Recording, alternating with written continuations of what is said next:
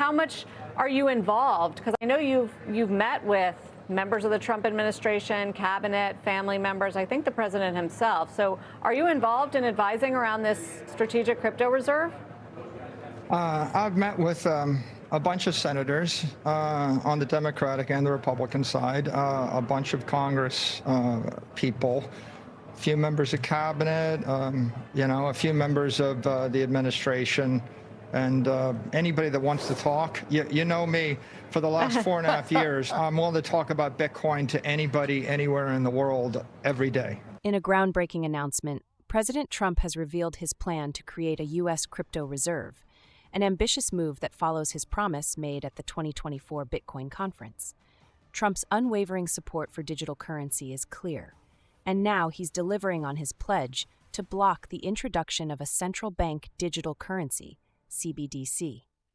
This bold step signals a monumental shift in the way the U.S. views cryptocurrency and paves the way for a future where Bitcoin plays a central role in America's economic strategy. One of the loudest voices championing this movement is Michael Saylor. Since 2020, Saylor has been a vocal advocate for Bitcoin, believing that the U.S. could use Bitcoin as a strategic reserve to dramatically reduce or even eliminate the nation's debt. With Bitcoin's annual growth rate consistently surpassing 60%, Saylor argues that moving the U.S. onto a Bitcoin standard could be the key to long-term financial stability. Through his company MicroStrategy, Saylor has amassed an incredible 499,096 Bitcoins as of February 2025, with an average purchase price of $62,473 per coin, totaling a staggering $27.954 billion.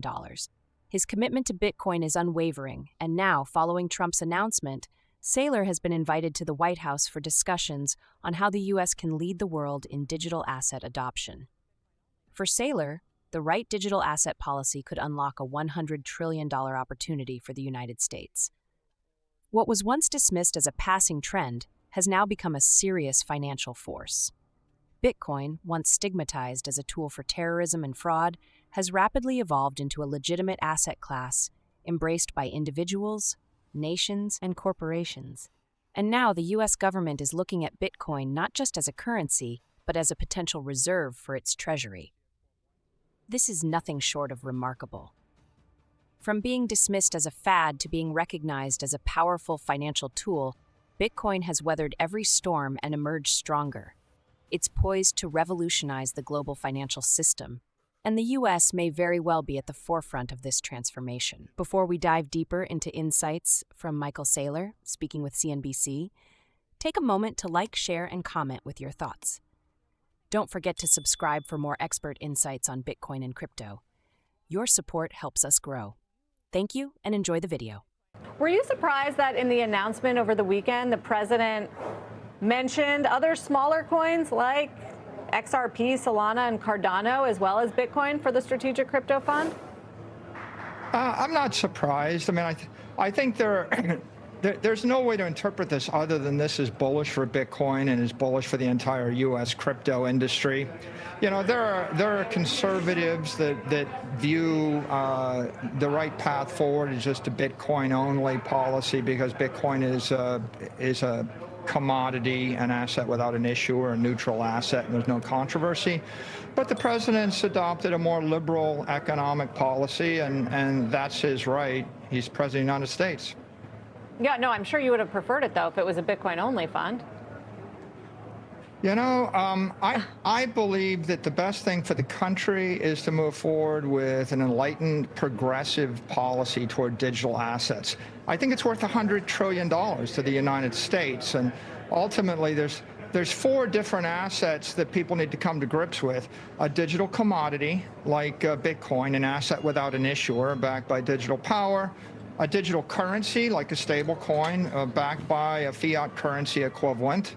A digital security, an asset with an issuer backed by a stock or a bond so we can tokenize Wall Street, and then a digital token, which is an asset with an issuer that's backed by digital utility. I think Everybody's trying to come to grips with that taxonomy, and as the market gets more educated, we're going to see more progressive, constructive policy engagement. But as it relates to the crypto fund, I guess, one thing people are going to try to figure out, and what the White House is going to have to explain, is why we need that. I get that you think the price of Bitcoin is going up sharply, and you've definitely put your money where your mouth is, but it is still a speculative asset. So is it just about investment gains for the U.S. government, or is there another strategic reason, say like oil, we have that, where we would need this?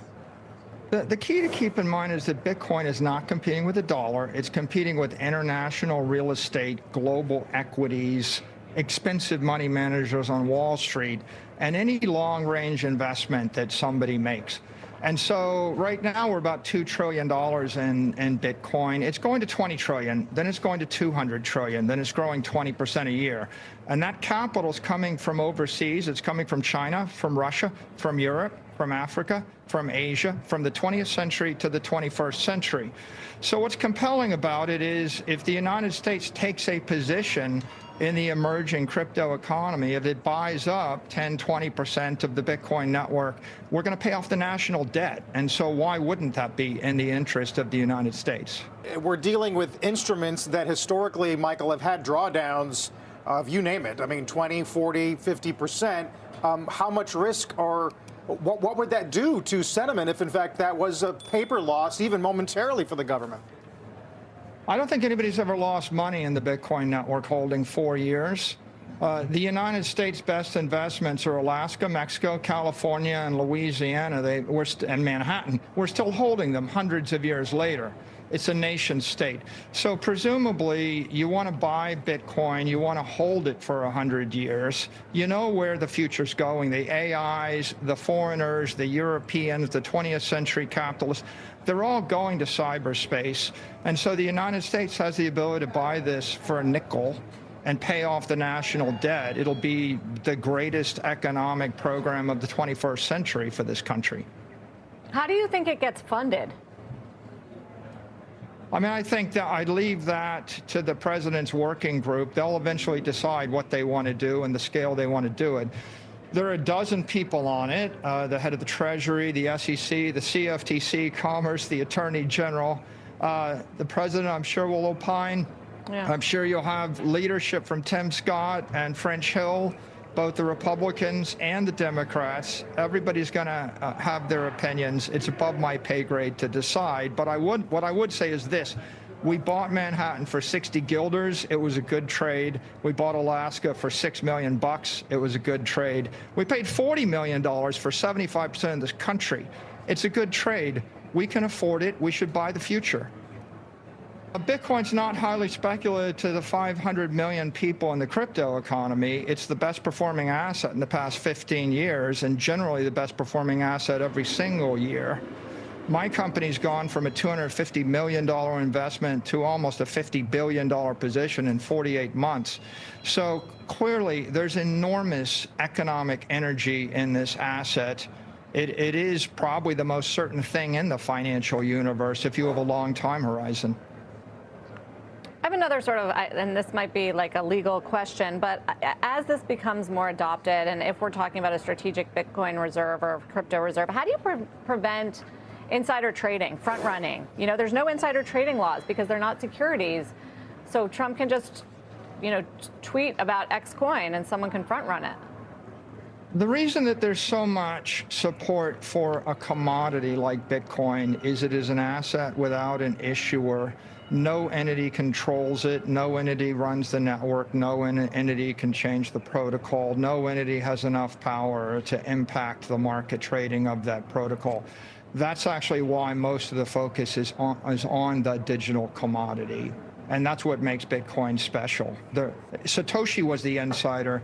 He left 1 million Bitcoin for all of humanity forever and walked away without ever benefiting. And that's what makes Bitcoin special. Do you think that any other asset should be in the strategic crypto reserve? I think if you're looking out over the next 100 years trying to figure out how do you capitalize a nation state or a country, what you want is a digital commodity. But if you have a sovereign wealth fund, then I think it's well within the rights of the leader of the nation to decide to put, proprietary assets, securities, tokens, and the like into it. And of course, the decision will eventually be made through a fairly comprehensive political process over the next 6 months. We have till July 22nd, when the digital assets framework and recommendations from the executive order are due on the president's desk. It should be interesting to watch what happens between now and then. In an exclusive appearance on CNBC Squawk Box and the Risk Reversal podcast, Tom Lee, co-founder and managing partner of Fundstrat, shared his bold market predictions, including his outlook for Bitcoin. Lee remains steadfast in his belief that Bitcoin will soar above $150,000 by the end of 2025. However, not all is rosy in the short term.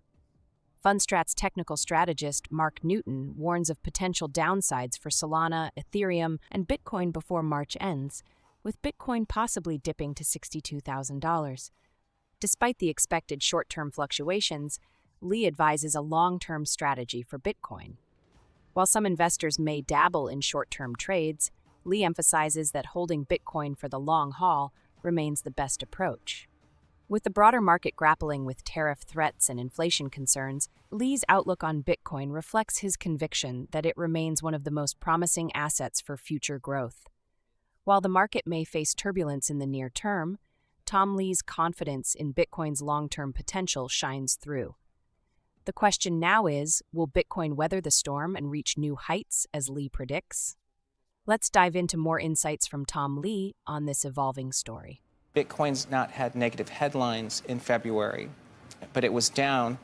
But I know our technician, Mark Newton, had talked about this being a cyclical downturn in Bitcoin through the end of March. So he was talking mid-January, getting down to 62. The weekend... 105 to 62. That's just Bitcoin. Yeah, it's a typical... Do the math, though. It's like, in a month, 105 to 62. Yeah, that's a test of the resolve that of hurts bulls, right? people that buy at 105. Yeah, but as you know, Bitcoin makes all of its gains in 10 days. So if people sort of try to time this, they're going to miss out on a chance for Bitcoin to go back to its highs. And by the end, at some point in this year, you think it gets, because last year you thought it might get to 150 or even higher, right? Yeah. I think it's going to do better than 150 this year. You do? Yeah. U.S. dollar? Yes. What? 150? Hungarian forint? Yeah, I mean, like, I don't know. Something that's a lot less than $150,000. That's a lot better than a lot higher than 150. That's right, because it's becoming more widely held. Yeah.